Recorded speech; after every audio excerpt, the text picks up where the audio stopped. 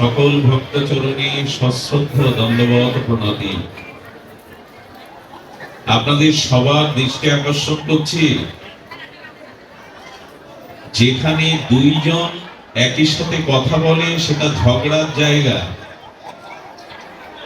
একই সাথে দুই ব্যক্তি কথা বলার জায়গাকে বলে ঝগড়ার জায়গা।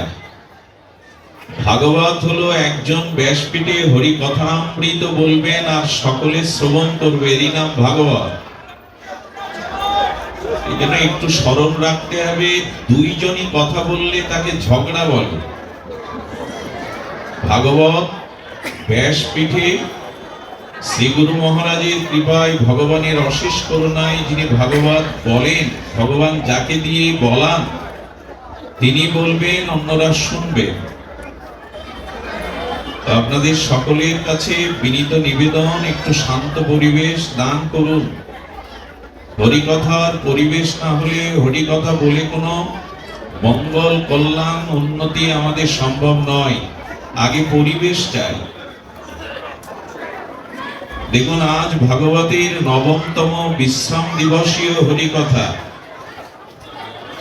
কোন যজ্ঞের সমাপনীতে পূর্ণাহুতি দিতে হয়, আহুতি দিতে হয়, এটাই নিয়ম। যজ্ঞের বিশ্রামের পূর্বে পূর্ণাহুতি দেওয়ার বিধি। আজ আমি আপনাদের মাঝে সামান্য সময় সেই পূর্ণাহুতি দিতে এসেছি। সেই পূর্ণাহুতির পুষ্পাঞ্জলির দুটি কথা একটু শান্ত হয়ে শুনুন। ৯টি দিন ব্যাপী এখানে যে মহাভাগবত আচার্যগণ হরিকথার অমৃত রস সিঞ্চন করেছেন, যারা কমিটির সেবকবৃন্দ, যারা হরিকথা শ্রবণে আর লোলুপ হয়ে এখানে হরিকথা শ্রবণ করেছেন, তাদের কাছে আজকে জিজ্ঞাসা, এই হরিকথা, এই ভাগবত যজ্ঞের দ্বারা আমাদের কতটুকু কল্যাণ হলো, কতটুকু ভগবত ক্রিয়াশীল হলো আমাদের ব্যবহারে, চরিত্রে, জীবনে। শুধুমাত্র কোন অনুষ্ঠানটা ধর্ম নয়। বহু ভক্ত এসেছে, বহু লোকে লোকারণ্য হয়েছে, এটা বড় কথা নয়। ভাগবত শ্রবণে, কীর্তনে, অনুধ্যানে, মননের দ্বারা আমার আত্মকল্যাণ কি হলো? সাধু সঙ্গের যে মহামহিমা শাস্ত্রে কীর্তিত হয়েছে, এই ৯টা দিন সাধু সঙ্গ করে কি হলো? আজ এই পূর্ণাহুতির দিন এই প্রশ্নের মীমাংসা আমাদের হওয়া চাই। নাহলে হই হুল্লোড় করে, কিছু অর্থ ব্যয় করে, লাইট প্যান্ডেল করে কোনো লাভ হবে না। সাধু সঙ্গের উদ্দেশ্য কি? ভাগবত শ্রবণের, এর মহামহিমা, এর লক্ষ্য, এর উদ্দেশ্য, এর প্রাপ্তি কি, এটি আমাদের আগে জ্ঞাত হতে হবে। উৎপাত করে কোনো লাভ নেই। গোস্বামী বললেন, যেটুকু করবে শাস্ত্রের অনুশাসনে করবে। যে অনুষ্ঠানের দ্বারা তোমার অনুভূতি আসবে, আচরণ আসবে, তোমার জীবনে আত্মকল্যাণ আসবে, পরম মঙ্গল সূচিত হবে, সেদিকেই পা বাড়াও। শ্রুতি স্মৃতি পুরাণ আদি পঞ্চরাত্র বিধিন বিনা ঐকান্তিক হরের ভক্তি উৎপাদেত কল্পতে। বেদাদি নিখিল শাস্ত্র ভক্তি শাস্ত্রের নিরিখে আচার্য মহাজনগণ যে মার্গ, যে দিগদর্শন তোমার জীবনে দিয়ে গেছে, সেটি না মান্যতা করে, শাস্ত্রকে লঙ্ঘন করে তুমি হরিভক্তির আয়োজন যদি করো, অনুষ্ঠানের আয়োজন করো, তা উৎপাত ছাড়া কিছু হবে না। উৎপাত করে কোনো লাভ নেই। অনুষ্ঠান ভাগবত শ্রবণের হেতু কি? সাধু সঙ্গের। আসুন আমরা জানি কেনই ভাগবত দিলেন। যদি কমিটিকে প্রশ্ন করা হয়, বৎসরে 40 প্রহর নাম যজ্ঞের আগে ভাগবত দিতে হয়, তাই দিলেন। এত অর্থ ব্যয় করে, এত পরিশ্রম করে সমাজের, মানুষের ব্যক্তি চরিত্রের কি কল্যাণ হলো, এই প্রশ্ন আসবে। তার উত্তর কি দেব আমরা? আসুন তার উত্তরটি আমরা শাস্ত্র থেকেই জানি। কেন এই ভাগবত, কেন সাধু সঙ্গের মহিমা? দেবর্ষিপাদ নারদ ভাগবতের 2য় অধ্যায়ে তার সৎসঙ্গ ভগবৎ সঙ্গের মহিমা প্রসঙ্গ করতে গিয়ে বলছেন, ভাগ্য দয়েন বহু জন্ম সমার্জিতেন। খুব ধ্যান দিয়ে শ্রবণের জন্য বিনীত অনুরোধ রাখছি আপনাদের কাছে। কি বলছেন? ভাগ্য দয়েন বহু জন্ম সমার্জিতেন। যদি আপনার অতীত বহু জন্মের পূর্ণ দান ধ্যান, পূর্ণকৃত কর্মে, পূর্ণ সঞ্চয় সুকৃতি, বহু জন্মের সঞ্চয় থাকে, যদি আপনি পূর্ণ কর্ম সুকৃতি কর্ম সমার্জিতেন যদি অর্জন করে থাকেন পূর্ব জন্মে, তবে সেই সুকৃতিজাত, সেই সুকর্মজাত সুকৃতির কারণে মানুষ সৎসঙ্গ চল অভ্যতে সৎসঙ্গ লাভ করতে পারে। পূর্বকৃত জন্মের সুকৃতি সৌভাগ্য পূর্ণকৃত রাশি জমা না হলে কারো সাধু সঙ্গ করার ভাগ্য হয় না। আপনি এক পাও বাড়াতে পারবেন না এখানে আসবার জন্য যদি ভগবান আপনাকে প্রেরণা দিয়ে এখানে না আনেন। এই জন্য ভাগ্য দয়েন, ওহো সাধু সঙ্গের মহামহিমা ভাগ্যে কবে আসবে না? পূর্ব জন্মে যদি পূর্ণকৃত রাশি সুকৃতি সমার্জিতেন যদি অর্জিত থাকে, তখনই সাধু সঙ্গ করার ভাগ্য আসবে। সৎসঙ্গম চ লভ্যতে, তখনই সে সৎসঙ্গ লাভ করতে পারবে, এছাড়া নয়। এই জন্য সকলে এখানে আসে না, সকলে আসবার পূর্বকৃত সৌভাগ্য সঞ্চয় অর্জন নাই। আচ্ছা, সঙ্গ করলাম 9 দিন ব্যাপী, হরি কথা শ্রবণ করলাম, তো সাধু সঙ্গের মহিমা কি, প্রাপ্তি কি, হরি কথা শ্রবণের ফল কি? খুব ধ্যান দিয়ে এই বাক্য শোনেন দেবর্ষিপাদ নারদ, যিনি ভক্ত কল্পতরু, যার গায়ের বাতাস লাগলে লতা পাতারও বৃক্ষেরও ভক্তি হয়, তিনি এই কথা বলছেন।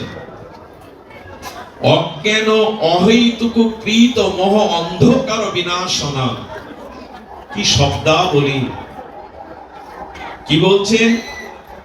সৎসঙ্গের দ্বারা যেটি আপনি প্রাপ্ত হবেন সেটি হলো আপনার অজ্ঞানতা দূর হবে। পৃথিবীর সমস্ত পাপ, সমস্ত পতনের কারণ অজ্ঞানতা। মানুষের জীবনে যতদিন অজ্ঞানতা থাকবে ততদিন সেই মানুষ মনুষ্যত্বের পরিচয় দিতে পারবে না, নিজের উদ্ধার নিজের কল্যাণ করতে পারবে না। আচ্ছা, সূর্য উদয় হলে রাতের অন্ধকার দাঁড়ায় কি, থাকে কি? সূর্য উদয়ে রাতের তিমির অন্ধকার থাকে কি? থাকে না। তেমনি সৎসঙ্গ করলে, ভগবৎ প্রিয় ভক্তগণের সঙ্গ করলে, সেই প্রিয় ভক্তমুখে হরিকথা শ্রবণ কীর্তন করলে প্রথম যেটা দূর হবে সেটি অজ্ঞান। এই 9 দিনে তা হয়েছে। তো অজ্ঞানতা শুধু দূর হবে না, বললেন অজ্ঞান হেতুক মোহ অন্ধকার বিনাশনম। এখানে মোহরূপ অন্ধকারও দূর হবে। মোহ মানে সংসারের প্রতি, দেহের প্রতি, কামনা বাসনার প্রতি যে অতিরিক্ত আসক্তি, এই মোহ ভাগবতে দূর হবে। আরে সামান্য একটু সরিষার তেল মেখে কাঁঠাল ভাঙলে আটা জড়ায় না, তেলের এই ধর্ম। আর 9 দিন ব্যাপী ভাগবত শুনছো, সাধু সঙ্গ করছো, অথচ তোমার দেহ সংসারের আসক্তি কমলো না, মোহ গেল না, তুমি কিছুই করনি, হই হুল্লোড় করেছো, খিচুড়ি খেয়ে বাড়ি গেছো, আর উৎসব দেখতে এসেছো, কিছুই হয়নি। সামান্য তেল মেখে কাঁঠাল ভাঙলে আটা জড়ায় না, ভাগবত শ্রবণ করলে। আচ্ছা, এখন যারা শ্রবণ করতে এসেছেন, শ্রবণের পরে যারা গৃহে বা নিজ আলয়ে ফিরে যাবেন, তো আপনি ভাগবত শ্রবণ সাধু সঙ্গের আগে যে মানুষটা এসেছিলেন, সঙ্গ হরিকথা শ্রবণের পরে যে মানুষটা ফিরে গেলেন, এই মানুষকে এক মানুষ যদি একই জন হয়, তাহলে জানতে হবে এটা বৃথা গেছে, তার এই হরিকথায় আয়োজন বৃথা। কিছু না কিছু মোহ, কিছু না কিছু অজ্ঞানতা দূর করেই তো বাড়ি ফিরবেন, না হলে সাধু সঙ্গ কি করলেন আপনি? যে মানুষটা এখানে এসেছে সাধু সঙ্গের পরে যখন ফিরে যাবে, নূতন কোন চেতনা, নূতন কোন ভাবনা, নূতন কোন তার জীবনের উন্মেষ নিয়ে, চেতনা নিয়ে ফিরে যাবে। সামান্য হলেও যেতে হবে, নাহলে সাধু সঙ্গ মহিমা নাই। এই জন্য বললেন কৃত মহ অন্ধকার বিনাশনম, অন্ধকার দূরীভূত হবে। অন্ধকারের ধর্ম ঢেকে দেওয়া, বস্তুকে আবৃত করে দেওয়া। এখানে সমস্ত টিউবগুলো বন্ধ করে দিন, আলোগুলো। অন্ধকার নেমে আসলে এখানে কেউ কাউকে দেখতে পাবে না। অর্থাৎ অন্ধকার থাকলে আমরা জ্ঞানকে, প্রজ্ঞাকে, ভগবানকে, মানুষের ভেতরে ঈশ্বর আছেন এটি ঢাকা পড়ে। যতদিন অন্ধকার, অজ্ঞানতা আছে ততদিন স্বরূপ জাগবে না। সবার মধ্যে ঈশ্বর আছেন, আমার হৃদয়ে বসে আছেন। অন্ধকারের ধর্ম আবৃত করা, ঢেকে দেওয়া, ভাগবত সঙ্গ, সাধু সঙ্গের মহামহিমায় যদি মোহ অন্ধকার বিনাশ না হয়, তাহলে জানতে হবে যে আধারে, আমি সেই আধারেই রয়ে গেলাম। নাসং বিদায়া তদ্বৈত বিবেক। আর সাধু সঙ্গের সর্বশ্রেষ্ঠ ফল, যেটা আগেগুলো বললাম, মোহ দূর হওয়া, অজ্ঞান দূর হওয়া, অন্ধকার দূর হওয়া, এগুলো কাঁচা ফল। সৎসঙ্গ হরিকথার পরিপক্ক রসালো ফল হলো বিবেক জাগবে। যদি বিবেক না জাগে তবে আপনি সঙ্গ করেননি। পাঠক শুধু মুখস্থ করে অর্থ, যশ, খ্যাতির জন্য আমার মধ্যে এখানে এসে বসেছে। তার ভেতরে না আছে ভগবত আরাধনা, না আছে শাস্ত্রের ভজন উপলব্ধি। এক অন্ধ আর এক অন্ধকে পথ দেখাতে পারে না। যাদের জীবনে ভাগবত, লোককল্যাণ, জীবকল্যাণ, ভগবত প্রাপ্তির জন্য না হয়ে পাণ্ডিত্য ফলানোর জন্য, যশ, অর্থ, খ্যাতি, বিজ্ঞাপন নিজের প্রচারের জন্য হয়, সেই পাঠকের মুখে ভাগবত শ্রবণ করা আর দুগ্ধ, সর্বশ্রেষ্ঠ দুগ্ধ পান করা দুটোই সমান। অবৈষ্ণব মুখোদ গিরিনাং পুতা হরি কথামৃতম শ্রবণান্নৈব কর্তব্যং যত সর্বশ্রেষ্ঠ দুগ্ধময়। বিষ্ণু পুরাণ বলেছেন, এক বাটি গোদুগ্ধ, খাঁটি গোদুগ্ধ, এটি পান করলে আপনার পুষ্টিতা পাবেন, তুষ্টিও হবে, শরীর পুষ্টি হবে। কিন্তু আপনার অজান্তে যদি কোনো বিষাক্ত সর্প ওই দুধের বাটিতে মুখ এঁটো করে দিয়ে যায়, তখন ওই দুধ বলকারক, পুষ্টিকারক না হয়ে হানিকারক, ক্ষতিকারক হবে। আমার মতো যারা অর্থ, যশ, নিজের বিজ্ঞাপন প্রচারের জন্য শাস্ত্র মুখস্থ করে এই ব্যাসপীঠে বসে মানুষকে ভোলায়, কথা শব্দ মালা গলিয়ে, তাদের দ্বারা যাই হোক মানুষের আত্মকল্যাণ, ভগবত ভক্তি হবে না, না নিজের, না যাদের শোনাচ্ছে তাদের। এই জন্য বললেন তার মুখেই শ্রবণ করো। পাঠক দরকার নয়, দিনে সবাইকে ডাকলাম। কার মধ্যে ভাগবতের গুণাবলী আছে বলবার মতো এ বোধ আমাদের নাই। কার শ্রীমুখেই ভাগবত শুনতে হয়, কার মুখের ভাগবত জীবের আত্মকল্যাণ হয়, আত্মশুদ্ধি হয়, চরিত্র গঠন হয়, এটা না জেনে পাঠ 10 দিন 15 দিন দিতে হবে। ডাকো, যাকে পাওয়া যাচ্ছে তাকে ডাকো। এটি ভাগবত নয়, এটি ভাগবত নয়। আগে আমাদের বিচার আসতে হবে, আমাদের ভিতরে বিচার থাকতে হবে। কার শ্রীমুখে হরিকথা শাস্ত্র শুনতে বলেছেন? আমার মতো মাতিসের বিষয় অন্ত জীবের মুখে নয়। এটাতে আপনাদের কোনো ক্রিয়া হবে না, সর্বশ্রেষ্ঠ দুগ্ধ পানের মতো প্রতিক্রিয়া হবে। এই জন্য শুদ্ধ ভক্ত, শুদ্ধ সাধু সঙ্গ, শুদ্ধ হরিকথা, শুদ্ধটা আগে জুড়ে দিতে হবে। মাস্টার, ডাক্তার, ইঞ্জিনিয়ার, এটা শুধু হলে হবে না, ওর আগে সৎ ডাক্তার, সৎ মাস্টার, এই সৎ শব্দ জুড়ে দিতে হবে।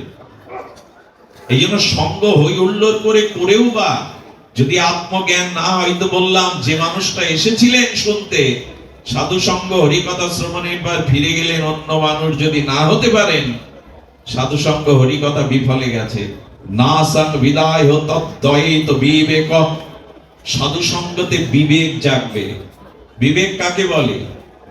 সৎ এবং অসৎ এইটি যিনি নির্ণয় করে সৎটাকেই গ্রহণ করবেন, কর্তব্য এবং অকর্তব্যকে তত্ত্বত জেনে যিনি অকর্তব্য ত্যাগ করে কর্তব্যটাকে গ্রহণ করবেন, এরই নাম বিবেক। বিবেক জাগে আমাদের? বিবেক জাগে হরিকথা শুনে? আমার ব্যক্তি পরিচয়ের দিকে তাকান তো, আমি বাড়িতে, আমার গৃহে, আমার প্রতিবেশী, আমার বাড়ির লোকদের সাথে আমি কি ব্যবহার করি? আমার মনের অন্তর্রাজ্যের খবর আমি ছাড়া কেউ জানে না। সেখানে কোনো সংশোধন হয়েছে তো? সেখানে কোনো সংস্কার হয়েছে তো? আরে বাইরের সাবান, সোডা, ডিটারজেন্ট দিয়ে ময়লা কাপড় পরিষ্কার করা যায়, আর এত সাধু সঙ্গ, এত হরিকথাতে মনের ময়লা দূর হলো না, হিংসা কাম ক্রোধ দূর হলো না, তা হলোটা কি? এই প্রশ্ন আজ আপনাদের কাছে আমার। আজকে তো পুষ্পাঞ্জলি দেওয়ার দিন, পূর্ণাহুতি দেওয়ার দিন। পূর্ণাহুতিতে হোমযজ্ঞে দেখবে একটা ফল দিয়ে দেয়। ফলটা হলো কি এই 9 দিনে, সেটাই জানতে হবে আমাদের। সুধীজন, বিবেক যদি না জাগে তবে জানবেন সাধু সঙ্গ হয়নি। অগ্নিতে হাত দেবেন, তাপ লাগবে না। জলে নামবেন, শীতলতা পাবেন না। ভাগবত শ্রবণ করবেন, সাধু সঙ্গ করবেন, বিবেক জাগবে না, এটি যথার্থ নয়। সাধু সঙ্গে বিবেক জাগবে। বিবেক যদি না জাগে, বিবেক জাগাটা কি একটু অপূর্ব কথা, একটু ধ্যান দিয়ে শুনুন। আপনাদের মনে আছে এই বিবেক যদি না জাগে কি হয়? লক্ষ্য করুন। হনুমান সহ, যুবরাজ অঙ্গদ সহ, জাম্ববান সুগ্রীব সহ রামচন্দ্রের কাছে আদেশ আশীর্বাদ নিয়ে বেরিয়েছে সীতার অন্বেষণে। খুব ধ্যান দিতে হবে কথাটি। কার অন্বেষণে? সীতার অন্বেষণে। সীতাকে ভগবানের লাদিনী শক্তি, সীতা হলো ভক্তি, সীতা হলো শান্তি। তুলসীদাস গোস্বামী বললেন সীতা শব্দের অর্থ শান্তি বা ভগবানের অন্তরঙ্গ শক্তি, ভক্তি। এই তো। তো কার খুঁজতে পাঠিয়েছেন? এখানে সীতা নামটা নিলাম না, সীতা নামের অর্থটা নিলাম। সীতা নামের অর্থ কি বললাম? ভক্তি বা শান্তি। শান্তি সীতা, ভক্তি সীতা। ভগবান রামচন্দ্র মর্যাদা পুরুষোত্তম কি খুঁজতে বের করেছেন এদের? কাকে খুঁজতে? ভক্তিকে এবং শান্তিকে। কারণ ভক্তি শান্তি, শান্তির মধ্যেই ভক্তি। আমরা এখানে কি খুঁজতে এসেছি? টাকা, সম্মান, পদমর্যাদা, ধনী হব তাই? কিসের জন্য এসেছি? শান্তির খোঁজে। কিসের জন্য এসেছি?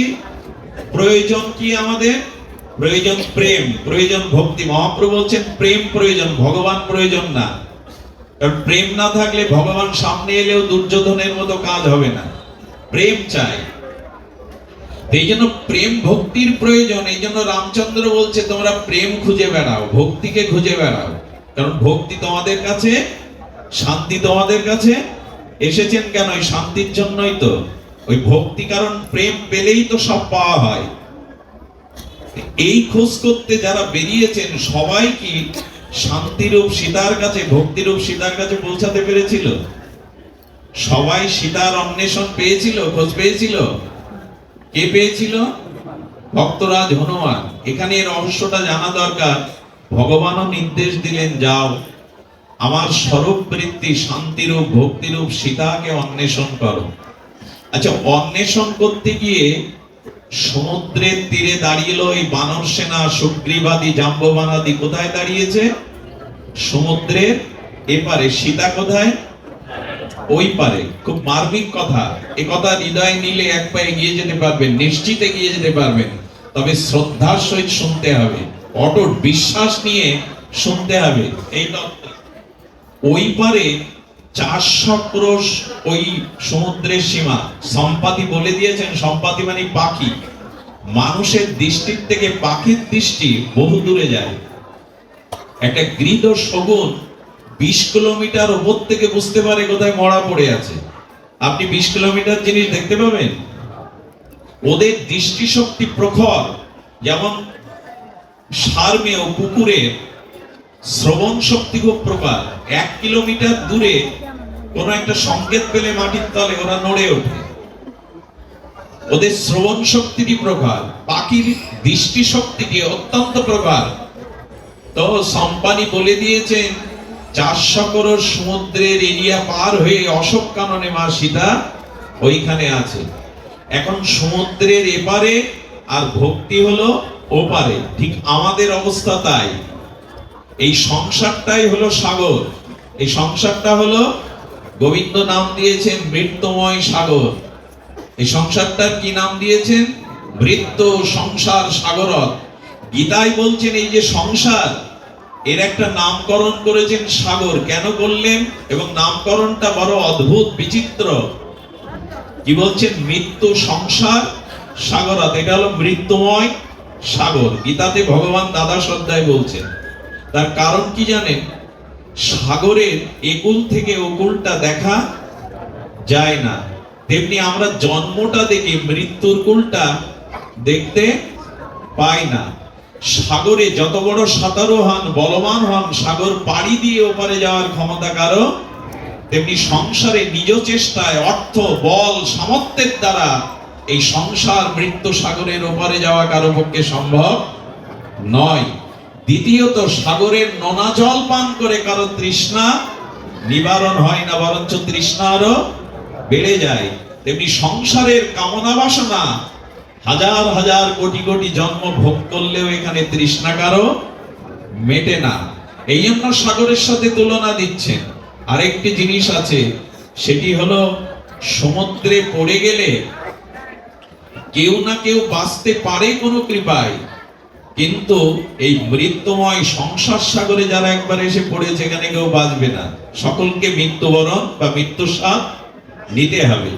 সাগরে নামবার আর একটা ভয় আছে, ঘূর্ণাবর্ত, ঘোলের মধ্যে যদি পড়ে যান উঠতে পারবেন না। তেমনি সংসারে স্ত্রী পুত্র কামনা বাসনার মোহ ঘোলে পড়ে গেছে, আমরা এর থেকে উঠতে পারছি না। আচ্ছা, সাগরের মধ্যে কি আছে? হাঙর, কুমির আছে কিনা? এগুলো আপনাকে ধরে চিবিয়ে চিবিয়ে খাওয়ার জন্য। তেমনি সংসারে কাম, ক্রোধ, লোভ দিন রাত আমাদের চিবিয়ে চিবিয়ে খাচ্ছে। ভগবান বললেন এই মৃত্যু সংসারে ওই পারে আছে ভক্তি, তুমি আছো এপারে। এখন ওই পারে যাব কি করে? সীতা তো চাই, ভক্তি তো চাই, শান্তি তো জীবনে সবাই চাই। এখানে আমরা যারা এসছি, আমাদের চেহারাতে, বর্ণে, আমাদের কর্মে কারোর সাথে কারো মিল নাই। প্রত্যেকেই ভিন্ন ভিন্ন স্বাতন্ত্র, কিন্তু একটা বিষয় মিল আছে, এখানে যারা এসছেন, ছোট থেকে বৃদ্ধ, জ্ঞানী থেকে মূর্খ, অজ্ঞ থেকে বিজ্ঞ, সবার জীবনে দুঃখ আছে। এইটাই মিল আছে আমাদের এখানে। যারাই আছে কোনো না কোনো রোগ, শোক, ব্যাধি, দুঃখ আছে, এ কথায় বিতর্ক উঠবে না। এবং এখানে যারা আছে সবাই চেষ্টা করছে ওই দুঃখকে তাড়াবার, ওই দুঃখকে বিদায় দেওয়ার। এইখানে আমাদের মিল আছে। কিন্তু এই দুঃখময় মৃত্যুময় সাগরের ওপারেই তো শান্তি, যাবেন কি করে? খুব অদ্ভুত প্রসঙ্গ এটি। আজ আমি জীবনের প্রথম আলোচনা করছি এই প্রসঙ্গটা, কেন জানি না মাথায় এলো। ভাগবত তো টেপ রেকর্ডার নয়, টিপে দিলেই বাজবে, সিম নয় মোবাইলের, যা ভরা আছে তাই বাজবে। ভাগবত ভক্তদের কৃপায় প্রকাশ হয়। সামনে যারা বসেন তাদের কৃপাতেই ভাগবত প্রকাশ হয়। যেমন সূর্যের নিজস্ব আলো আছে, চন্দ্রের আলো নাই। সূর্য যতটুকু আলো চন্দ্রকে দেয় ততটুকুই দিতে পারে। পূর্ণিমার দিন পরিপূর্ণ আলো দেয়, আর যেদিন মোটেও দেয় না সেদিন অমাবস্যা হয়। তো ভক্তদের মনে হরিকথা শ্রবণে তৃষ্ণা, ব্যাকুলতা, ক্ষুধা যত জেগে ওঠে, ভগবান ওই বক্তার মুখ দিয়ে তাদের মনোবাসনা পূরণের জন্য হরিকথা সপ্রকাশ করা, প্রকাশ করা। এই জন্য আগে শ্রোতা চাই। একবার ওলধুনি দাও, হয় একবার একবার একবার দাও, বারবার দিতে হবে না, একবার দাও। এই হরিকথায় মঙ্গল ধ্বনি। ধ্যান দিয়ে শুনুন, ওই পারে যেতেই হবে আমাদের। খুব মনোযোগ দিন। এই তরঙ্গায়িত উত্তল সমুদ্রের মাঝে আমাদের ওপারে যেতে হবে। তখন জাম্ববান, এই বিজ্ঞ প্রাজ্ঞ বলছেন, এই 400 ক্রোশ সাগর পাড়ি দিয়ে লঙ্কায় যাওয়ার মতো তোমাদের কার কি শক্তি আছে বর্ণনা করো, দেখি কে যাওয়ার সামর্থ্য রাখো। অঙ্গদ কি বললো জানেন? অঙ্গদ বললো আমি 100 যোজন যেতে পারি, কিন্তু ফিরে আসতে পারবো কিনা জানি না, আমার এই বল আছে। আর একজন বললো আমি 50 যোজন যেতে পারি, এই বল আমার আছে। একজন বললো আমি উড়ে যেতে পারবো, কিন্তু 400 ক্রোশ যাব, আমার তা মনে হয় না ফিরে। এক একজন নিজের বল, নিজের যে শক্তি, সামর্থ্য বর্ণনা করলো। সবার পিছনে একজন মুখ নিচু করে দাঁড়িয়ে আছেন, তিনি হনুমান। উনি নিজের বলের কথা, সামর্থ্যের কথা বলছেন না, খুব সাংকেতিক কথা, খুব মহিমাপূর্ণ কথা। যতদিন আপনি এই সংসারে নিজের বল, নিজের ক্ষমতা, নিজের পাণ্ডিত্য, এই অভিমান থাকবে, ততদিন ওই পারে যাওয়ার ক্ষমতা নেই আপনার। আমি জ্ঞানী, আমি পণ্ডিত, আমি বক্তা, আমি এই সংসারের কর্তা, আমার জন্যই এই এই এত বড় অনুষ্ঠান আমার জন্যই হচ্ছে, আমার অনুদানেই হচ্ছে, আমি সামর্থ্য রেখেছি তাই হচ্ছে। এই অভিমান, নিজের বল, যাদের মধ্যে গর্ব অহংকার আছে, তারা এপারেই থাকবে, ভক্তির ওপরে যাওয়ার তাদের কোনো যোগ্যতায় আসেনি, আসবেও না। অভিমান যতদিন আছে, অহংকার যতদিন আছে, বিদ্যা, বল, পাণ্ডিত্য, উচ্চকুল, ক্ষমতা, ততদিন ওই পারে যাওয়া যাবে না, এই পারেই পড়ে থাকতে হবে। শান্তির খোঁজ, ভক্তির খোঁজ পাওয়া যাবে না। রাধে রাধে, কৃপা করুন। রাধে রাধে, জয় শ্রী রাধে। বাবা বাবা আমার দিকে তাকাও, বাবা কৃপা করুন, কৃপা করুন। সুধীজন, একটু ধ্যান দিন। আচ্ছা, সাগরে, নদীতে, পুকুরে সাঁতার জানান লোক যদি যায় ভাসতে, কি হয় পরিণতি? কথা বলতে হবে, কি হয়? সাঁতার জানে না, নদীতে, সাগরে নেমেছে, পুকুরে নেমেছে, কি হয় পরিণতি? ডুবে মরে। কিন্তু ডুবে মরার পর ওই মানুষটা ডুবে থাকে না ভাসে? কি অদ্ভুত কাণ্ড দেখুন, জ্যান্ত মানুষ ডুবে মরে, কিন্তু মরা, এর কারণ কি? জ্যান্ত মানুষটা ডুবে মরে, কিন্তু যখনই মরে গেল তখন দেখবেন উঠছে, তরঙ্গে ভাসতে ভাসতে কুলে চলে যায়। ভাগবত কি বলেন জানেন? যতদিন অহংকার জীবিত থাকবে, ততদিন তুমি ডুবে যাবে এই সংসার সাগরে। অহংকার যেদিন মরে যাবে, সেদিন ভাসতে ভাসতে ওই পারে যেতে পারবে, চলে যেতে পারবে। কোন বিষয়ের যদি ক্ষুদ্র অভিমান তোমার থাকে, অহংকার থাকে, তাহলে ওপারে যাওয়া হবে না। এরা সব নিজের বলের কথা বলছে। আমি এতটা যেতে পারি, আমার এতটা শক্তি আছে, আমার এতটা বল আছে, যেতে পারি। একজন কেবল নিজের বলের গর্ব না করে আড়ালে বসে মন খারাপ করে চিন্তা করছে কি করে মার কাছে পৌঁছাবো, তিনি হনুমান। অথচ এই হনুমানকে, হনুমান হলো ভগবান শঙ্কর, শিব, ঈশ্বরতত্ত্ব ভগবান শঙ্কর প্রভুর সেবার জন্য হনুমান রূপে এসেছিলেন। অতুল বলধাম, গোস্বামী বলছেন অতুল বলধাম। যেটা বলের ব্যাখ্যা দেই, সমগ্র চতুর্দশ ভুবনের মানুষের বাহুতে যে বল আছে, মানে পৃথিবীতে যদি 800 কোটি মানুষ থাকে বা 850 কোটি, তাদের বাহুতে যে বল আছে, তার থেকে 1000 গুণ বল বেশি দেবরাজ ইন্দ্রের বাহুতে। আর দেবরাজ ইন্দ্রের বাহুতে যে বল আছে, তার থেকে কয়েক হাজার বেশি বল হলো হনুমানের বাহুতে। হনুমানের বাহুতে যে বল আছে, তার থেকে কয়েক লক্ষ গুণ বল বেশি বলরামের একটা আঙুলে, বলদেবের।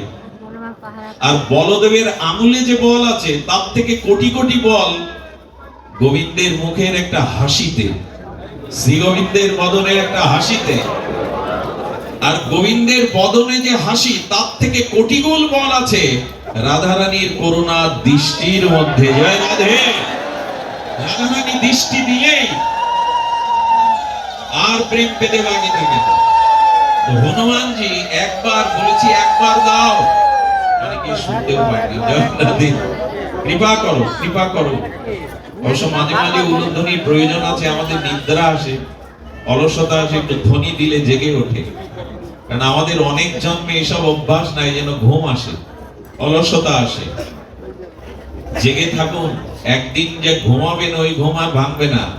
ডেকে ডেকে ঘুম ভাঙাতে কেউ পারবে না। সোতে সোতে কেয়া করো ভাই, ওঠো জাগো ভজ মোরার, এই সাদিন আয়েগা লম্বা বা নাহি পাসার। তুলসীদাস গোস্বামী বলছেন, আজ ঘুমাবে কেন এখানে, আজ জেগে হরি কথা শোনো। একদিন ঘুম আসছে, যে ঘুম আর কেউ ভাঙাতে পারবে না। সেদিন আর লম্বা পাটা ভাস করেও শুতে পারবে না, এপাশ ওপাশ করেও শুতে পারবে না। আজ কেন ঘুমাচ্ছ? জেগে থাকো। সুধীজন, যে কথা বলছিলাম, হনুমান হলেন অতুলিত বলধাম, জ্ঞানী মধ্যে অগ্রগণ্য। হনুমানের মতো জ্ঞান জগতে বিরল। সাক্ষাৎ শঙ্কর, শিবের অবতার। তিনি বসে বসে চিন্তা করছেন মায়ের কাছে কি করে পৌঁছাবো ভক্তির কাছে। উনি কিন্তু একবারও নিজের বলের কথা বলছেন না। জাম্ববান প্রাজ্ঞ জ্ঞানী গিয়ে বলছেন, হনুমান তুমি চুপচাপ বসে আছো কেন? সবাই তো নিজের বলের কথা, নিজের ক্ষমতার কথা বলল। হনুমান হাত জোর করে বললেন, আমার তো নিজের কোনো বলই নেই, তো আমি কি বলবো, এই জন্য চুপ হয়ে আছি। এই হলো ভক্তের। কারাও পারে যায়, কারা ভক্তির কাছে পৌঁছাতে পারে, কারা শান্তির কাছে পৌঁছাতে পারে এই মর মৃত্যুময় সংসারের ওপারে। এই দেখুন হনুমানের কথা, ভগবান শিব হয়ে এসছেন, অতুলিত বলধাম, জ্ঞানী মধ্যে অগ্রগণ্য। তিনি বললেন, আমার নিজস্ব কোনো বলই নেই, তো আমি কি বলবো আপনাকে। আমরা এই জায়গায় আসতে পারি তো যে সাগর পার হব? আমার রূপ, আমার বিদ্যা, আমার টাকা, আমার গর্ব, এই করেই তো গেল জগৎটা। আরে কিঞ্চিত মাত্র অহংকার যতদিন আছে যার মধ্যে, তার উপরে যাওয়ার সামর্থ্য নাই। এই জন্য কেউ যেতে পারেনি হনুমান ছাড়া। আচ্ছা, আপনি যদি গোডাউনে কোনো মাল রাখেন, বড় একটা গোডাউনে, মালটা আছে কোথায়? গোডাউনে আছে। গোডাউনে মাল আছে বিধায় কি ওই মালটা গোডাউনের? কার হবে ওটা? শেঠ বা ব্যবসায়ী। তেমনি আপনার মধ্যে যেটুকু বল, শক্তি, ক্রিয়া, সামর্থ্য, রূপ, বিদ্যা আছে, আপনি গোডাউন, এই দেহটা একটা গোডাউন, ওটা ভগবানেরই দেওয়া, আপনার নয়। ওটা আপনার নয়। গোডাউনে রাখা মালটা গোডাউনেই থাকে, কিন্তু ওটা গোডাউনের না। ওইটা কোনো মালিকের ওখানে কৃপা করে রেখেছেন। তাই যার মধ্যে যেটুকু গুণ আছে, রূপ আছে, শক্তি আছে, সবকিছু ভগবানের। আমার বলিতে কিছু নাই, হরি সবই যে তোমার দান। আত্মা না থাকলে বাহাদুরি কোথায়? আপনার মধ্যে আত্মা না থাকলে, আচ্ছা আজকের যিনি প্রেসিডেন্ট, যদি তিনি 100 বছর আয়ু নিয়ে বাঁচুন, 100 বছর পরে মারা যান, মারা যাওয়া প্রেসিডেন্টের দেহটা আর ওই পদে বসবে তো? কেন বসবে না? উনিই তো আছেন। বলে সব চলে যাবে, আত্মা নাই তো তার কোনো ক্রিয়াই নাই, সম্বন্ধই নাই। এত স্বাদের স্ত্রী মারা গেলে আজই রাত্রে পুড়িয়ে দেবে, 2-4 দিন রাখবে না। যুবতী সুন্দরী স্ত্রী তবু রাখবে না, কারণ আত্মা না চলে গেলে কোনো কিছুর অস্তিত্ব থাকে না। এই জন্য শাস্ত্রে বলছেন, তোমার নয়, তোমার রূপ, তোমার যৌবন, তোমার শক্তি, তোমার ধন, তোমার পাণ্ডিত্য, তোমার মধ্যে যা আছে, এটা দেহরূপ গোডাউনে ভগবানেরই রেখে দেওয়া। হনুমান বললেন, আমার তো কিছু নাই। বলে, হনুমান তবে তোমার পরিচয় কি? তুমি পরিচয় দাও, তুমি অতুলিত, জ্ঞানী মধ্যে অগ্রগণ্য। হনুমান বললেন, পরিচয় একটা আমার আছে, সে পরিচয় হলো আমি রাম দাস, আমি রামচন্দ্রের দাস। এই জায়গাটায় আসতে হবে সংসার সমুদ্র পাড়ি দিতে। এটাই মহাপ্রভু বলেছেন, জীবের স্বরূপ হয় নিত্য কৃষ্ণ দাস। একটু বেশি বলা হয়ে গেল, দাসও নয়, আমরা দাসানুদাস, দাসেরও দাস। শ্রীকৃষ্ণ চৈতন্য প্রভু দাসের অনুদাস। প্রেম ভক্তির মহারাজ ঠাকুর নরোত্তম বললেন, আমি দাস হওয়ার যোগ্যতা রাখি না, আমি দাসেরও অনুদাস। হনুমান বললেন, আমি রাম দাসেরও দাস, আমার নিজস্ব কোনো বল শক্তি নাই। তবে হনুমান বললেন, প্রভু দাস হিসাবে প্রভু যদি আমাকে কৃপা করেন, প্রভু যদি করুণা করেন, তবে প্রভুর শক্তিতেই, প্রভুর কৃপা বলে আমি সীতা অন্বেষণে চেষ্টা করতে পারি। এই হলো ভক্তের কথা। আমি করেছি, আমার দ্বারাই হয়েছে, অমুক তমুক এই অভিমান, অহংকার। ওই যে বললাম, জ্যান্ত কিন্তু ডুবে মরবে, না মরলে ভাসা যাবে না। অহংকার না মরলে আর ভাসতে ভাসতে নদীর তরঙ্গে, স্রোতের তরঙ্গে তো কুলে গিয়ে বাঁধে একদিন। এমনি ওই কুলে যদি যেতে চান, অহংকারকে মেরে ফেলুন। অহংকার মারার দুটি উপায় আছে। আমার সামনে আমি যাকে দেখব, আমার থেকে কোনো না কোনো গুণে তিনি উত্তম, এই দৈন্যতা এলেই কেবল অহংকার দূর হয়।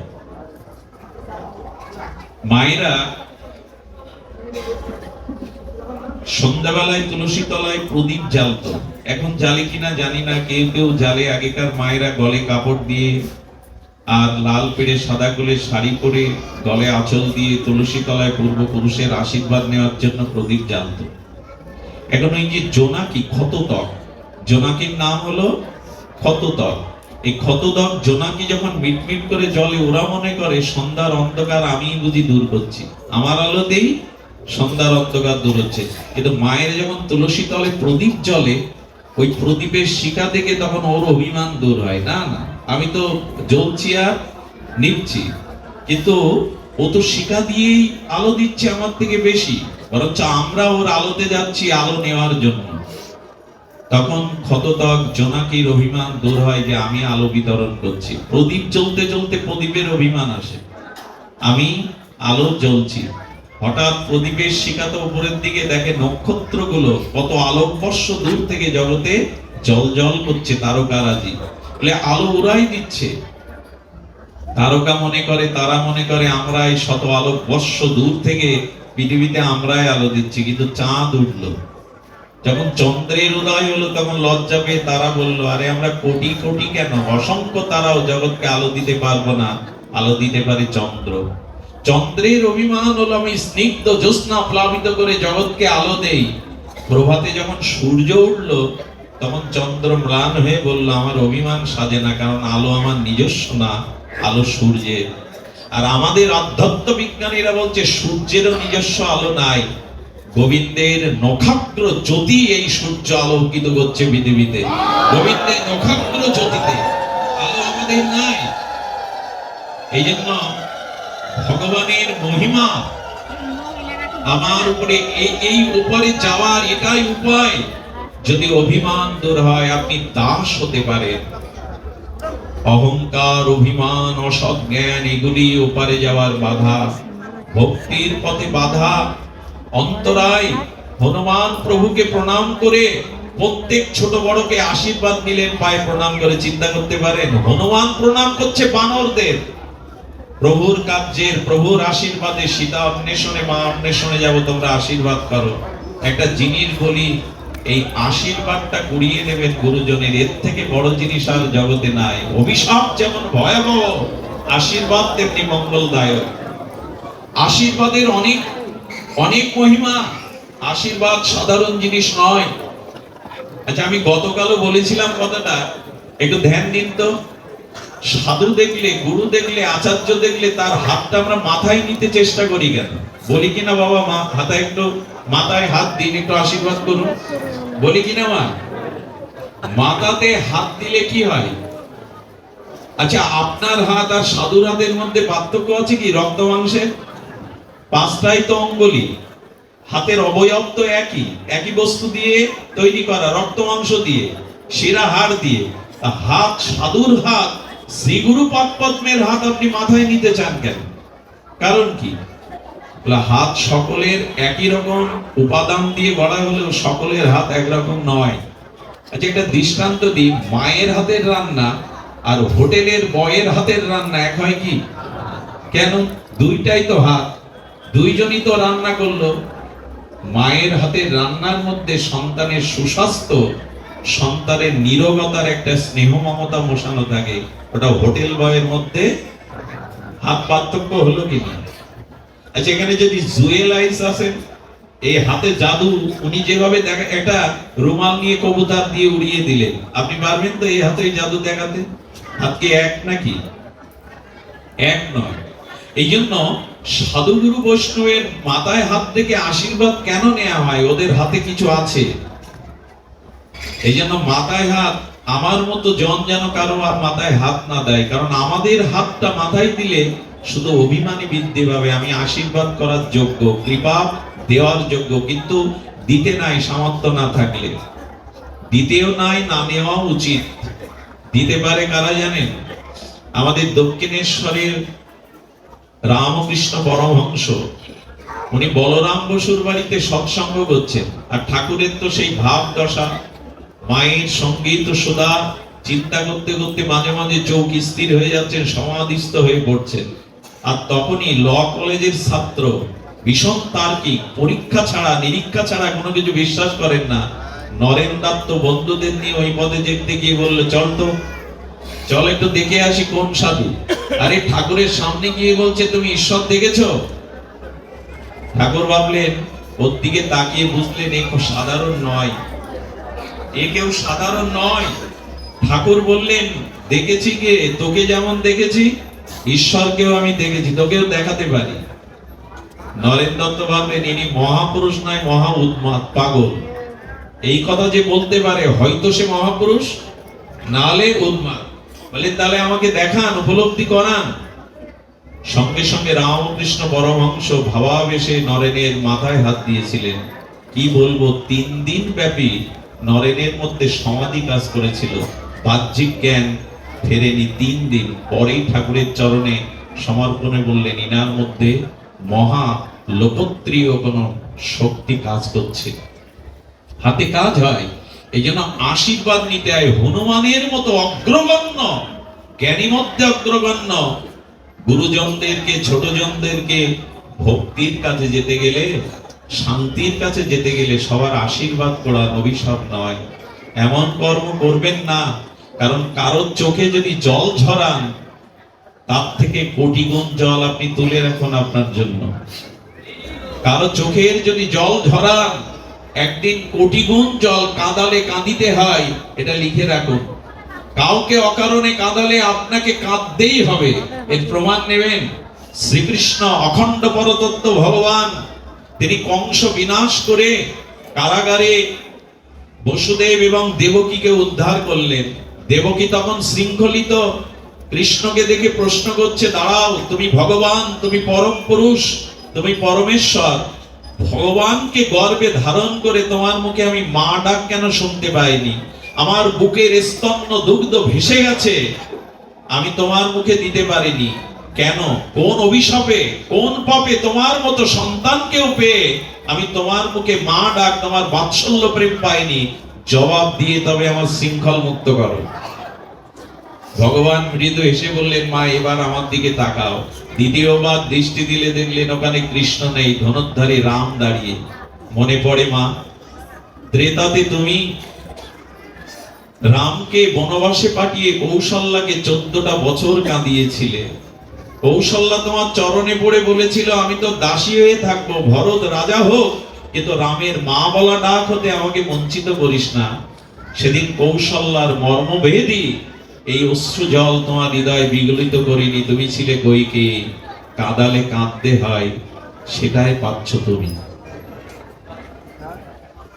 দয়া করে আশীর্বাদ করা, এমন কর্ম, এমন ক্রিয়া, এমন ভাষা, এমন চরিত্র আমাদের যেন না হয় যে মানুষের অভিশাপ করিয়ে চলে যায়। কারণ আশীর্বাদ ছাড়া ভক্তি পাওয়া, শান্তি পাওয়া যায় না। সুধীজন, এই জন্য আমাদের সনাতন বৈদিক সভ্যতায় যে কোনো কাজ করতে গেলে পূর্বপুরুষের আশীর্বাদ নেওয়া হয়। বিয়েতে আবুদ্ধায়িক শ্রাদ্ধ পড়ানো হয় না, তো বিয়েতে আবার শ্রাদ্ধ কেন? হলো পূর্বপুরুষের আশীর্বাদ দরকার, তাদের আশীর্বাদ ছাড়া আমাদের কল্যাণ হয় না। আমি পরে এই লীলাটি, গরুরের লীলাতে একটু জানাবো, অদ্ভুত একটি লীলা, যে আশীর্বাদ কেন প্রয়োজন। সুধীজন শ্রবণ করুন, হনুমান সবাইকে আর আশীর্বাদ নিয়ে, করুণা নিয়ে, জয় সিয়ারাম এই শক্তির বলে হনুমান ওপারে যেতে পেরেছিল। আমার বলবার অভিপ্রায়, যদি ওপারে যেতে চান, ভক্তি দেবীর চরণে যেতে চান, শান্তির কাছে যেতে চান, তবে অভিমান অহংকার ত্যাগ করে প্রভুর দাস হয়ে যান। সবার আশীর্বাদ জোগাড় করুন, তবেই ওপারে নির্বিঘ্নে যেতে পারবে। ওপারে যাওয়ার জন্য এটাই প্রস্তুতি। সুধীজন, এই হনুমান গিয়েছিলেন। আর লক্ষ্য করুন, এবার সাধু সঙ্গের মহিমা বলি। দেখুন, যে যার সঙ্গ করবে তার মধ্যে সেই রূপ ভাবা বেশ বা ভাব অনুভূতি প্রবেশ করবে। আচ্ছা, অধিক টাকার সঙ্গ যদি করেন তবে আপনার জীবনে লোভ বাড়বেই। অধিক টাকা, সবসময় যদি টাকা নিয়ে ঘোরেন, সবসময় যদি হাতের কাছে গাড়িতে টাকা থাকে, তবে আপনার লোভ বাড়বে।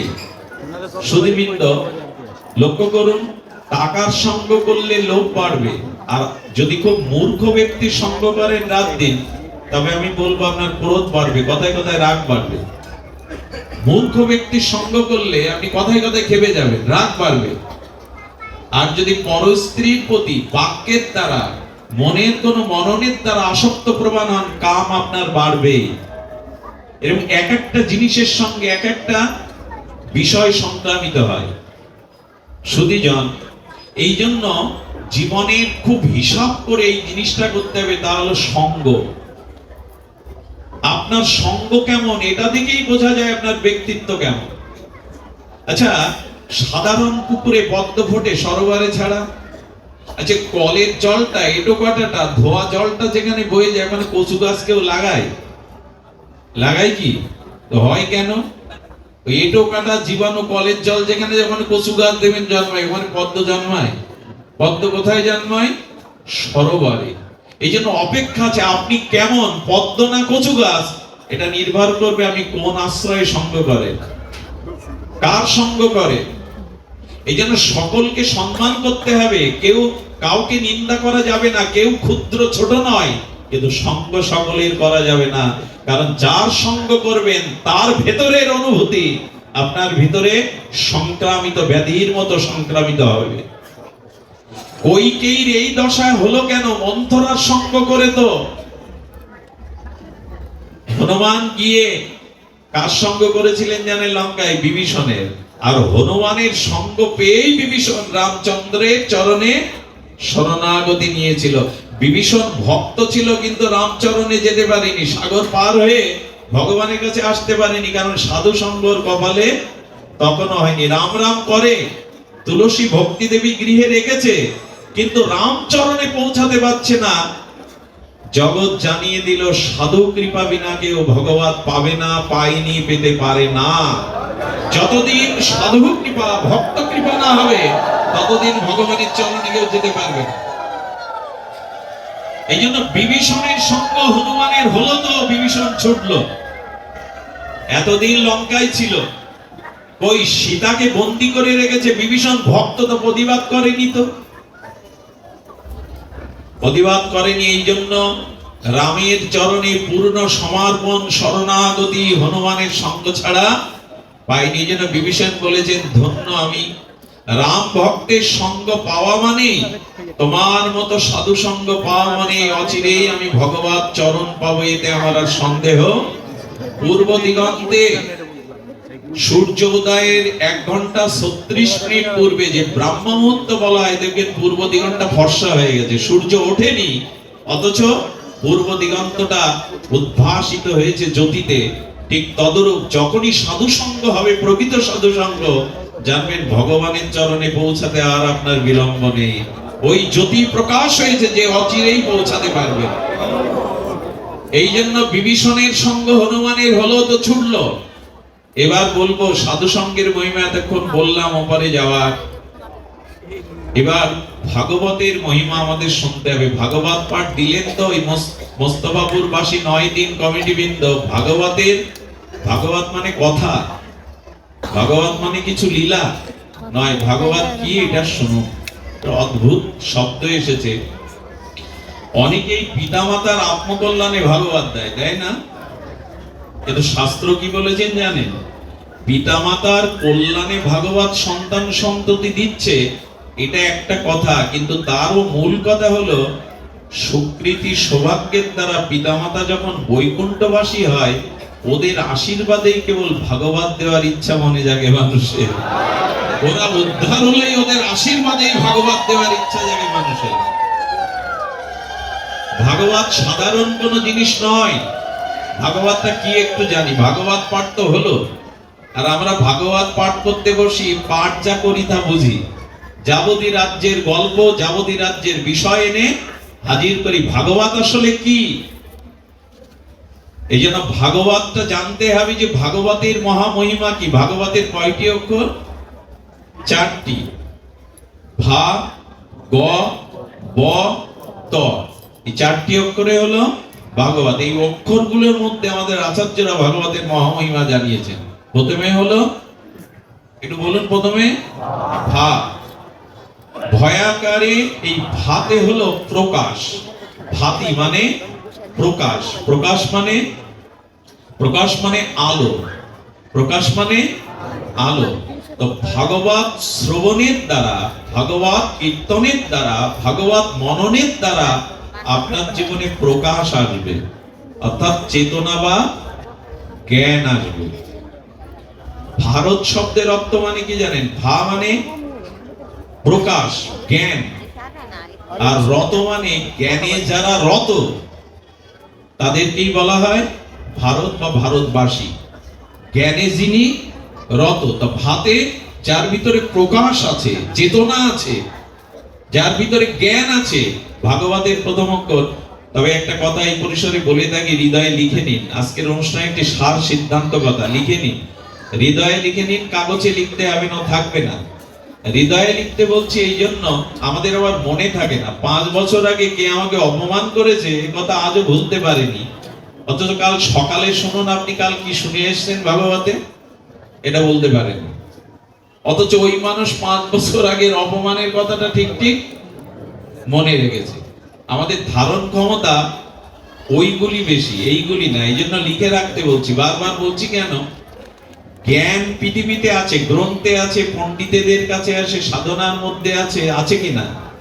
কিন্তু সেই জ্ঞান যতদিন আপনার নিজের মধ্যে প্রকাশ না ঘটাবেন ততদিন আপনার কল্যাণ হবে না। একটা দৃষ্টান্ত দেই, চাল ডাল এই বাজারে আছে কিনা? মোস্তাফর বাজারে চালের দোকান সরকারের গোডাউনে আছে না? গম চাল সব আছে তো। ওই চাল গম বাজারে, গোডাউনে, পাড়া প্রতিবেশীর কাছে, এমনকি আপনার ঘরেও আছে, আপনার ঘরেও আটা চাল আছে, কিন্তু 2-4টে রুটি তৈরি করে যদি ভেতরে না দেন ক্ষুধা যাবে?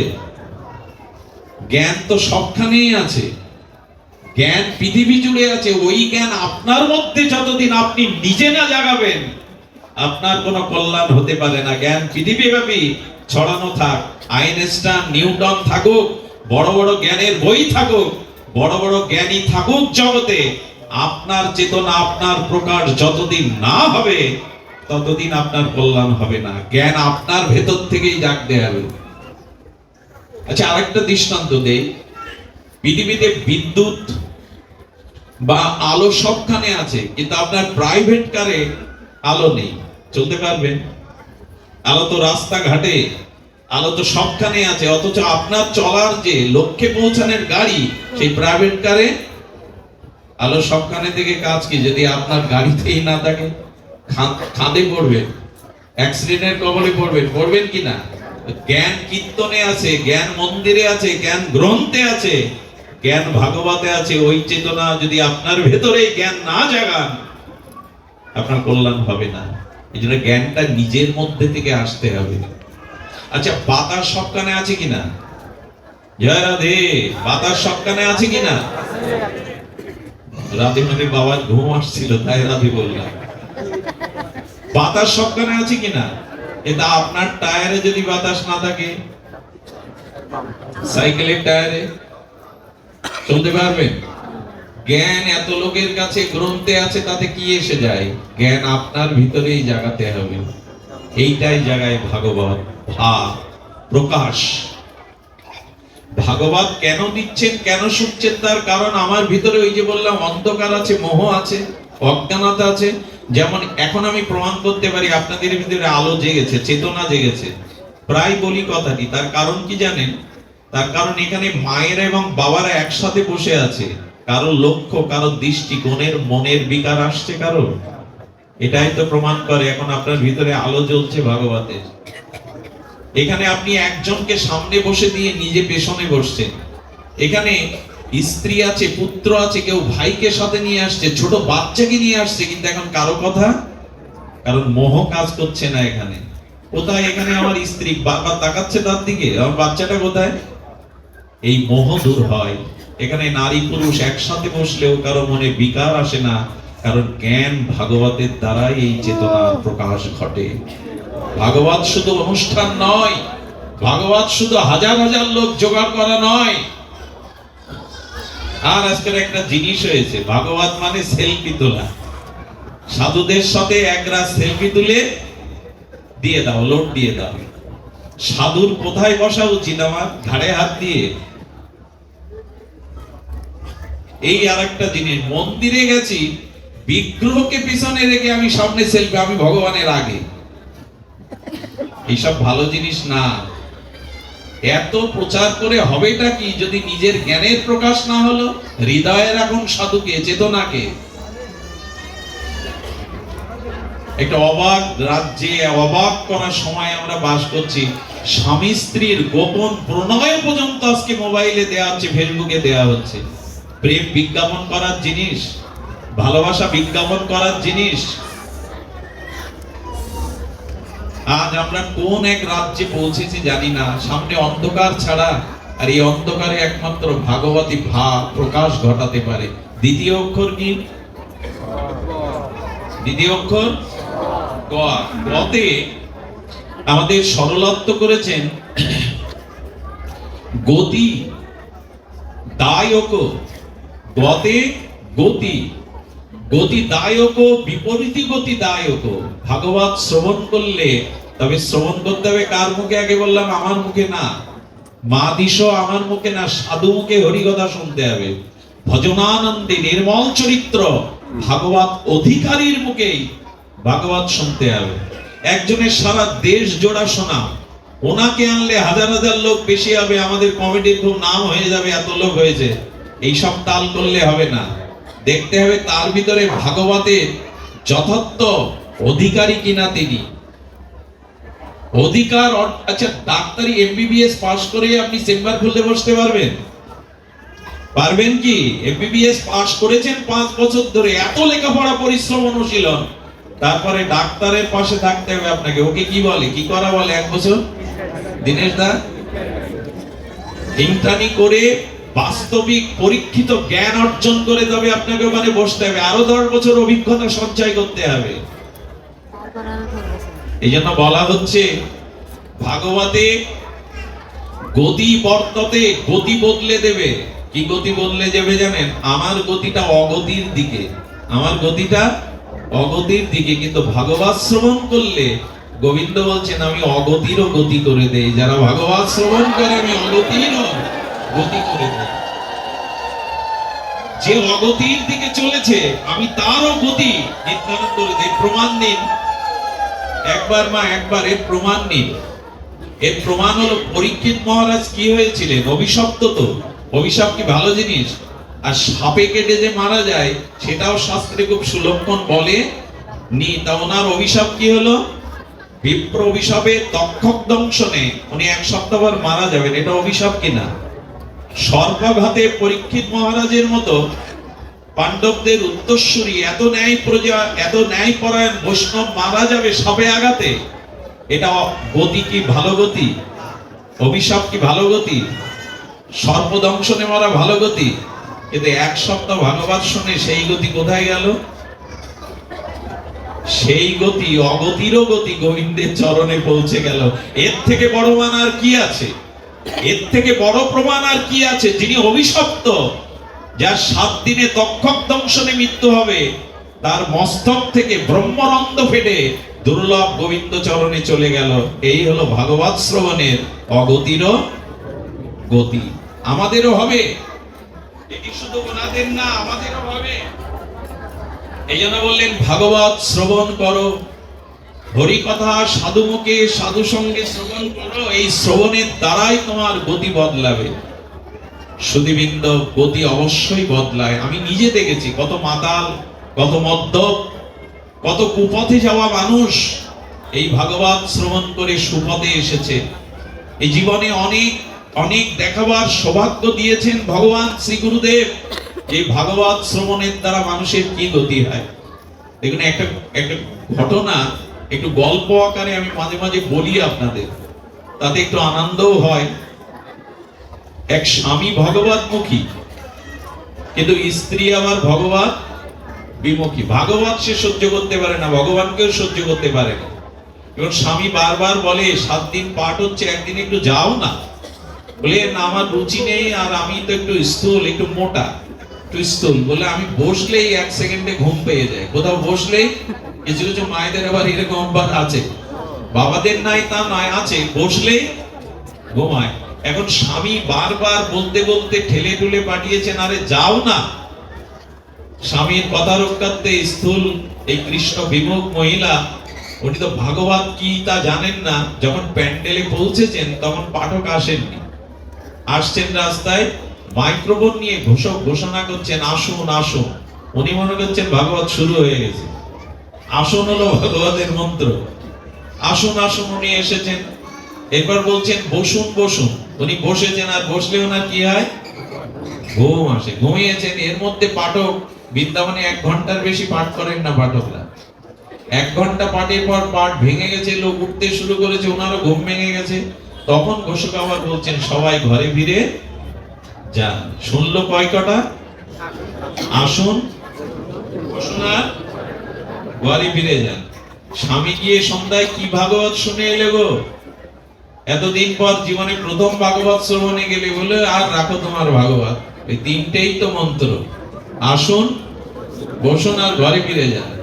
স্বামী মনে মনে বুঝলো কি শুনে এসছে ও, আমি জানিও কি শুনে এসছে। এক কাজ করো, ওকে বিশ্বাস ধরাবার জন্য, এই তো ভাগবত প্রেমিক, বলে যতক্ষণ বিছানায় ঘুম না আসে এই 3টে মন্ত্র একটু জপ করতে থাকো তো, আসুন, বসুন, ঘরে ফিরে যান। ঘটনাক্রমে তখন শিক কেটে চোর মাথা তুলেছে ওর ঘরে। ওনার মাথা যেদিকে শুয়ে আছেন তো বিছানায়, মাথার ওই পেছন দিক দিয়ে চোর যখন শিক কেটে মাথা ঢুকেছে তখন বলছে আসুন আসুন, বলে সর্বনাশ, ইনি তো দেবী, এনার 3য় চোখ আছে, নালে পেছনে দেখতে পান আমি ঢুকছি। আরে কার ঘরে এসিনি, জ্যান্ত দেবী ইনি। আচ্ছা কি বলে শুনি। এরপর বলছে বসুন বসুন, বলে আমাকে বসতে বলছে, ঘরে ডেকে এনে, ইনি দেবী ছাড়া আর কিছু না, এনার পেছনে 3য় চোখ আছে, জ্ঞান নেত্র আছে। এরপরে ওই আস্তে আস্তে বলছেন ঘুম চোখে, এবার ঘরে ফিরে না, মা ঘরে ফিরে যাব না বলেই চরণে পড়েছে, তুমি দেবী, তোমার চোখ আছে পেছনে, ঘরে ফিরে যাব না মা, তুমি দেবী। আরে তাড়াতাড়ি উঠে লাইট জেলে স্বামীকে ডাকছে, এসো এসো। চোর বলছে বাবা তোমার ঘরে চুরি করতে এসেছিলাম, এই ঘরে তো দেবী বাস করে, ত্রিনয়নী দুর্গা, পেছনের চোখ আছে ওনার, আমাকে আসতে বলছেন, বসতে বলছেন, আবার সসম্মানে চলে যেতে বলছেন, আমি ওনার চরণ ছাড়বো না, আশীর্বাদ দিন। বললো বাবা আশীর্বাদ দিতে হবে না, আর চুরি করতে এসো না। বললো মা প্রতিজ্ঞা করছি এই ঘরের দিকে তোমাদের দিকে আর জীবনে কোনোদিন তাকাবো না। স্বামী কি বললো জানো? যে 3টে মন্ত্র শুনেছো তাতে আজকে সম্পদ বেঁচে গেল, অনিষ্টের হাত থেকে বেঁচে গেলে, আর সত্যি সত্যি যদি ভাগবত শুনতে জগতের অনিষ্টের হাত থেকে তুমিও বেঁচে যেতে। এই জন্য ভাগবতে আমাদের গতি পরিবর্তন হয়ে যায়। সাধু মুখে একদিনের হরি কথা আপনাকে 50 জন্ম পরেও কৃপা এনে দেবে। শুনে রাখুন, একদিনে প্রকৃত বিশুদ্ধ ভজনানন্দী নির্মল চরিত্র সাধুর মুখের কথা একদিন কানে গেলে 50 জন্ম পরেও তার ফল দিয়ে দেবে ভগবত চরণে। এর প্রমাণ হলো মলমূত্রের মধ্যে যদি 20 বছর 1 ভরি সোনার আংটি পড়ে থাকে, 20 বছর পরে ওই আবর্জনা থেকে কুড়িয়ে নিয়ে কেউ স্বর্ণকারের কাছে বেচতে গেলে সোনার দাম কম হবে? আপনি আলমারি থেকে নিয়ে গেছেন, আরো 20 বছরে মলমূত্রের মধ্যে পড়ে থাকা সোনার 1 ভরি আংটি নিয়ে গেছে, দুটোর দাম সমান হবে, দুটো খাঁটি হলে। সোনা কখনো মলমূত্রের মধ্যে পড়ে থাকলে বিনষ্ট হয় না, তার মূল্য কমে না। এই যে শুনছেন হরি কথা, আর যদি 20 জন্মেও কোনো ভজন সাধন না করেন, এই মূল্যটা, এই হরি কথাটা একদিন আপনাকে ভগবানের চরণে মূল্য দিয়ে দেবে, দিয়ে দেবেই দেবে। একদিনের হরি কথা, এই জন্য ভাগবত কথা আপনার গতিকে আর পরম গতির দিকে, শ্রেষ্ঠ গতির দিকে নিয়ে যায়। 2য় অক্ষরটা কি? ব। বতে হলো বরিয়ান সর্বশাস্ত্রম।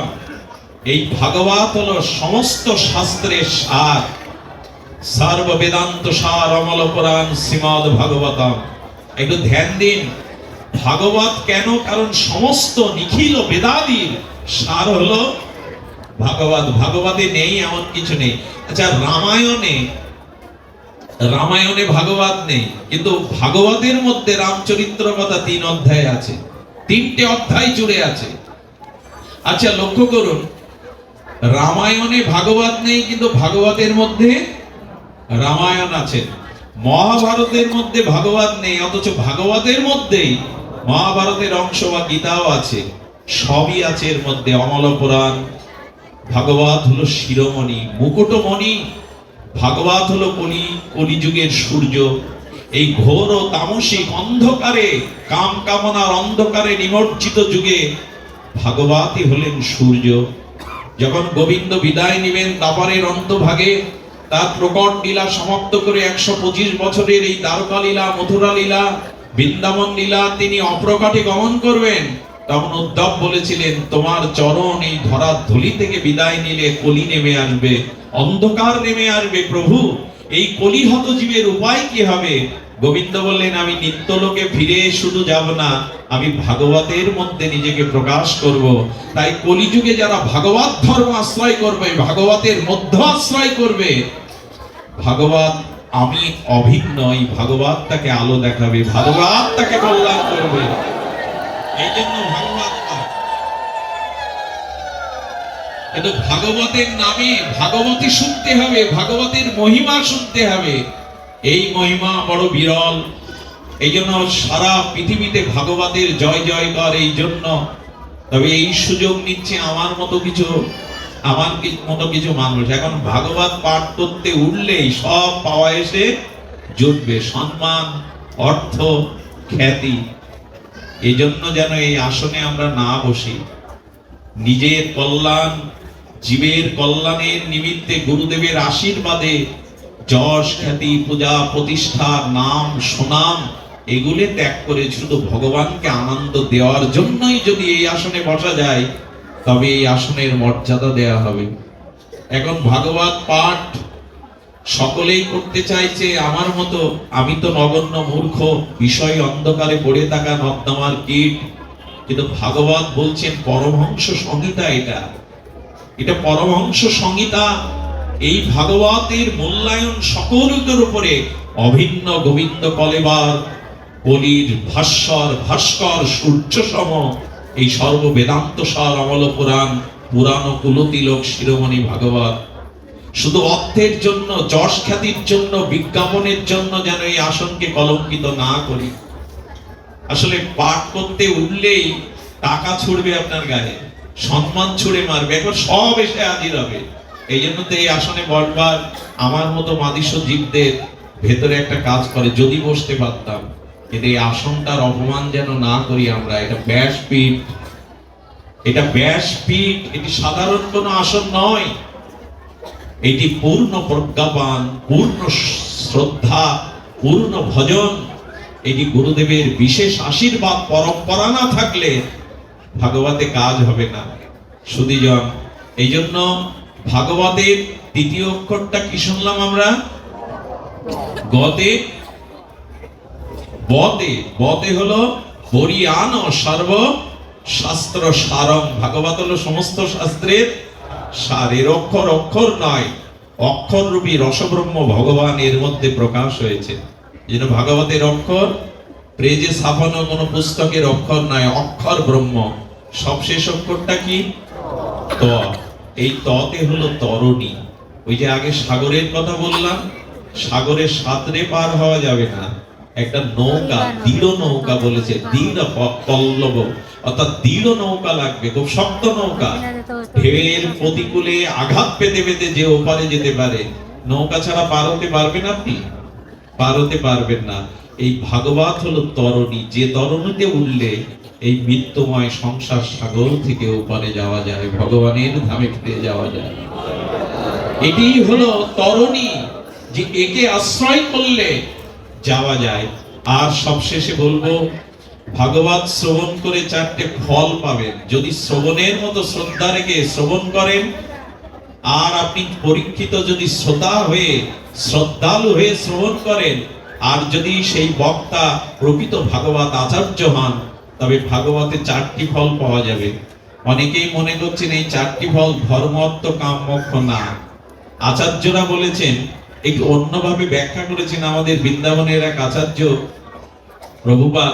তিনি ব্যাখ্যা করছেন, ভাগবত শ্রবণে আপনি 4টে ফল পাবেন। 4টে ফলগুলোর একটু নাম শুনুন।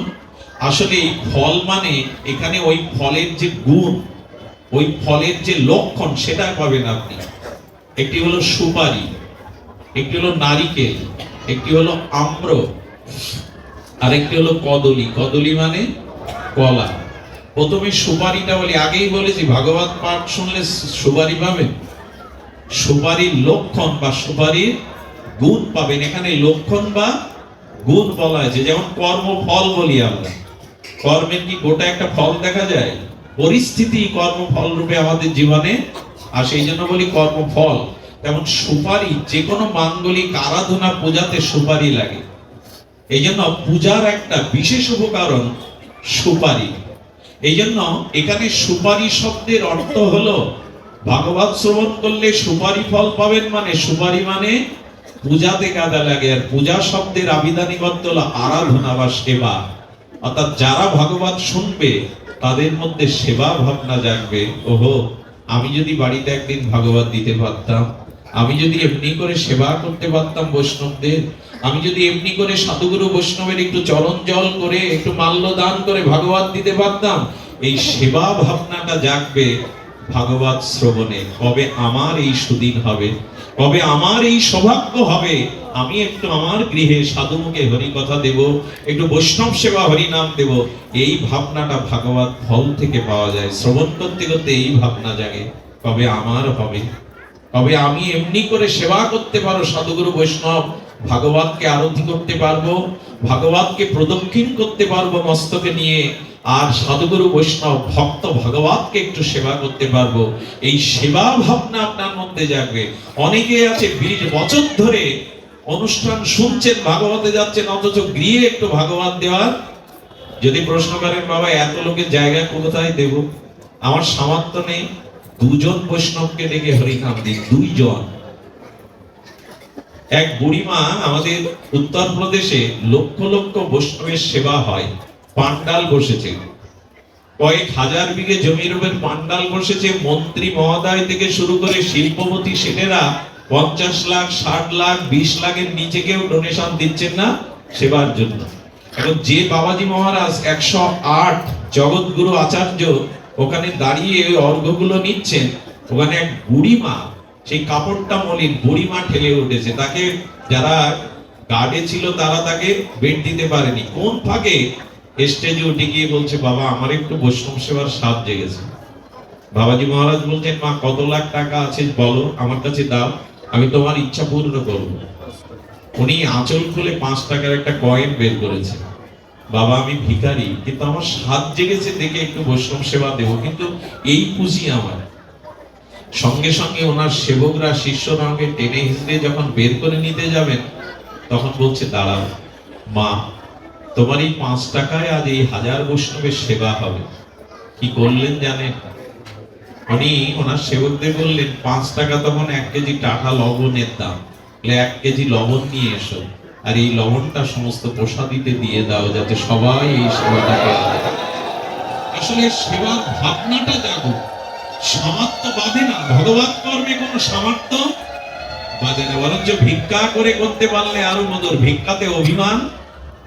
যখন কোনো অনুষ্ঠান করবেন বাড়িতে, 1-2 বাড়িতে এক মুষ্টি ভিক্ষা করে আনবেন, কারণ ভিক্ষালব্ধ বস্তুতে অভিমান বা অহংকার আসে না। শুদ্ধ মহাপ্রভু প্রসাদ পেতেন গোবিন্দ দাসের দ্বারা, ওই ভিক্ষালব্ধ গোবিন্দ দাস নয়, ওটি আমাদের বড় হরিদাস। ছোট হরিদাস, ছোট হরিদাস ভিক্ষা করে যে চাউল আনতেন, ওই চাউল গোবিন্দ দাস প্রসাদ করে মহাপ্রভুকে সেবা দিতেন। ছোট হরিদাসকে ত্যাগ করেছিলেন ওই জন্য। এক বিধবা মহিলার কাছ থেকে চাউল ভিক্ষা করে এনেছিলেন, সরু চাল। মহাপ্রভুর বৈরাগ্যে ত্যাগে বাধা হয়, তাই তাকে ত্যাগ করেছিলেন ছোট হরিদাসকে। সুধীবৃন্দ, এই জন্য নিবেদন করছি, এখানে সুপারি ফল ভাগবত শুনলে পাবেন, মানে সেবা ভাবনা জাগবে। যদি না জাগে, জানবেন ভাগবত ফল আপনি পাননি। দ্বিতীয়টা আম্র, আম। আমাদের এই বঙ্গদেশে কেন, অখণ্ড ভারতবর্ষের বা আমাদের এই দক্ষিণ এশিয়ায় আম হলো অমৃত ফল নামে পরিচিত। আম হলো অমৃত ফল নামে পরিচিত। আস্বাদ্য এবং অমৃত ফল, পরিপক্ক আম, এটি রসালো এবং অমৃত সম। তেমনি ভাগবত শ্রবণ করলে আপনার হৃদয়ে আপনি অমৃত রস পেয়ে যাবেন, যেটাকে অমৃত পাওয়া বলে। ভাগবত কথামৃত, তব কথামৃতম তপ্ত জীবনম কবিবিড়িতং কল্পসমহং শ্রবণং মঙ্গলং শ্রীমদাত্মং ভূমি গৃহান্তি যে ভুরিদা জনা। শাস্ত্র বলছেন এই ভাগবত রস অমৃত। এখানে আম মানে অমৃত। যেন ভাগবত শ্রবণ করে যা হৃদয় বিগলিত হয় না, ভাগবত শ্রবণ করে যা হৃদয় অমৃত রস খরিত হয় না, ভাগবত শ্রবণ করে অমৃত রসে যার হৃদয় সিক্ত হয় না, তিনি ভগবত শ্রবণ যথাযথ করেননি। ভাগবত শ্রবণ করলেই এই অমৃতের সন্ধান আপনি পেয়ে যাবেন। কেন জানেন? তখন আর আন কথা ভালো লাগবে না, তখন আর আন বস্তু, ভাগবত বাইরে কোনো প্রতিকূল বস্তু আপনার আর ভালো, তখন আন গল্প, গাল গল্প এইসব আর ভালো লাগবে না। এই রস যে একবার পায়, মধু কাউকে খেতে দিলে চিটে গুড়ার খাবে? ভাগবতের অমৃত রস যারা একবার পেয়ে যায় হৃদয়ে, অন্য কোনো বাসনা কামনার রস তাদের চিত্তে আর আগ্রহ হবে না, সেই রসটাকে আর আনন্দ দেবে না। তৃতীয় হলো কদলী। কদলী মানে কলা। কলা অত্যন্ত মিষ্টি উপকারী ফল।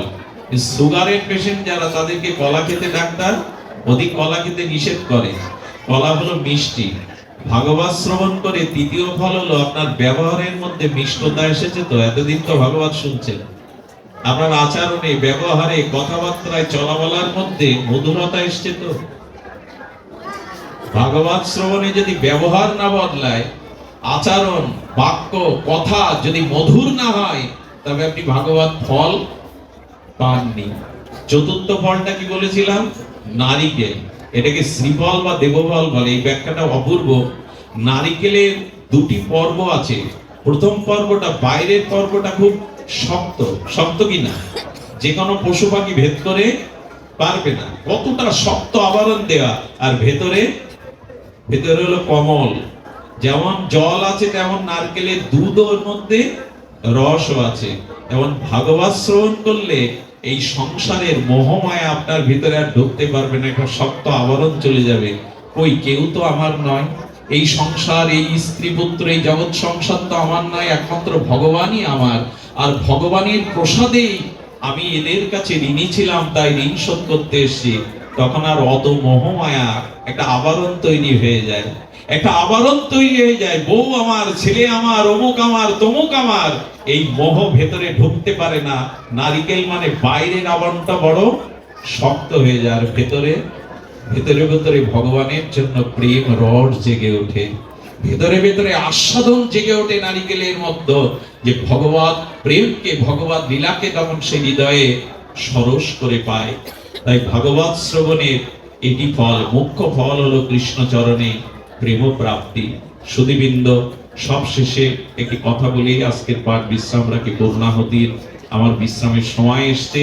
সেই পূর্ণাহুতি বলবো এই কারণে, ভাগবতের যে সংবাদটি সব থেকে বড় করে দিয়েছেন, এই সংবাদটি হলো মাধুর্য প্রেম। 5 মিনিট একটু ভিক্ষা দিন। এই 5 মিনিট ভিক্ষা চাচ্ছি কেন? কথাটি হৃদয়ে যেতে হবে। ভাগবতের এই বিশ্রাম কথাটি যেন আপনাদের হৃদয়ে পৌঁছায়। কৃপা করে শুনুন। ভাগবত হলো মাধুর্য, ভক্তি দিতে এসেছিলেন। মাধুর্য মানে ব্রজপ্রেম। ব্রজপ্রেমটা কেমন?